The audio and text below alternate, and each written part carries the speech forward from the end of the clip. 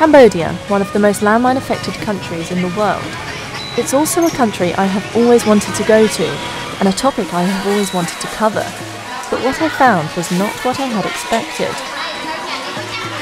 I'm Sarah Tuju, and I travelled to the northwest border district Trapeng Bay to see the dangers for myself.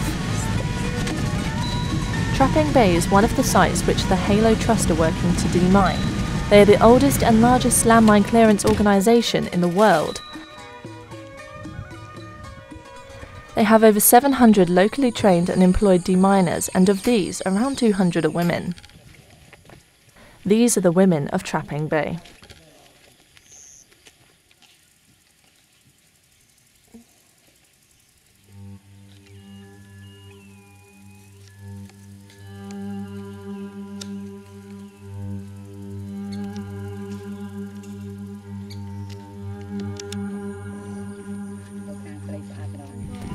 This is Yusok Niang, a team leader for Halo.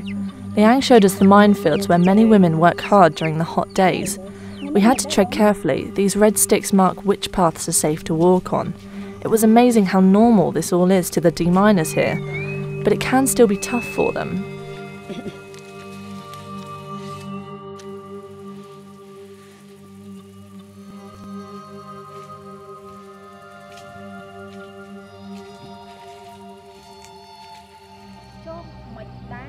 The struggle is inevitable, of course, as I am also a widow.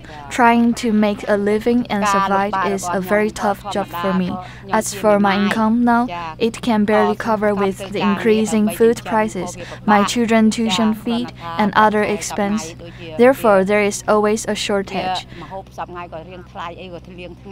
My children do attend school, but because of the lack of money, 2 of them have to stop, so there is only one that is still going to school. I don't have any problems with my male group members because they respect me as the leader, regardless of my gender. They will carry out the tasks I set out for them willingly.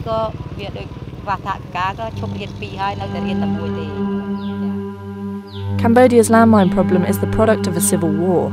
The first significant use of landmines took place during the Vietnam's ousting of the Khmer Rouge in 1979. It claimed the lives of up to 3 million people, 1/3 of their entire population.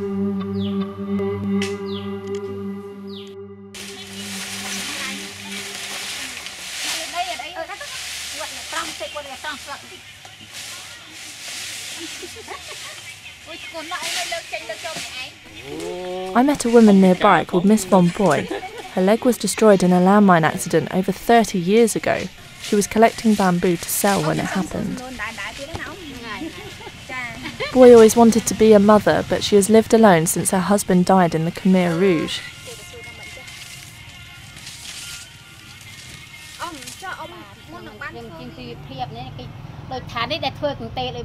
My living standard is very tough as I am all by myself and I have nothing. Luckily, I have my neighbors, other villagers, who offer to take care of me when I am sick or even take me to the hospital. I make mats for sale, and from that income I would use to go to the pagoda and the rest of it to buy rice for myself. I also get some financial support from villagers and pagodas as well.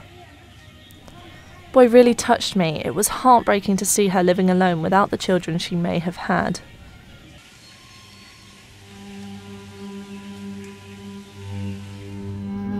All of the women I met had so much strength, working and living in these minefield communities, protecting and supporting their families. I wouldn't want to live in danger. I would leave these fields as soon as I can, but 80.5% of Cambodians live in rural areas like Trapeng Bay. And more are moving here because, unsurprisingly, the land is cheap. It means these areas offer more opportunity, despite the obvious danger. The Halo Trust expect the area to be clear of mines in the next 10 years, and maybe then the cost of living will be more expensive. But in the meantime, the dangers keep the prices down. I met Liang Kay, a mother of 4 children, and although she doesn't work on the minefield, Liang lives right on it.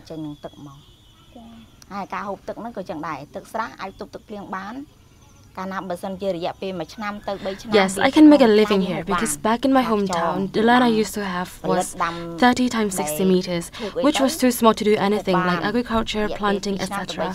That's why I moved here. My husband's relative advised us to come here because this village is growing.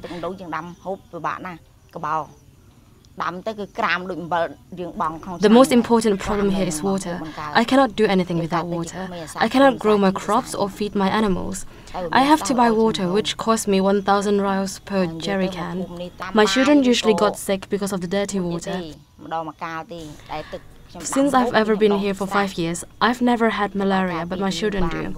They used to have both malaria and dengue fever. About a month ago, we all go to the hospital, and yes, that is the problem.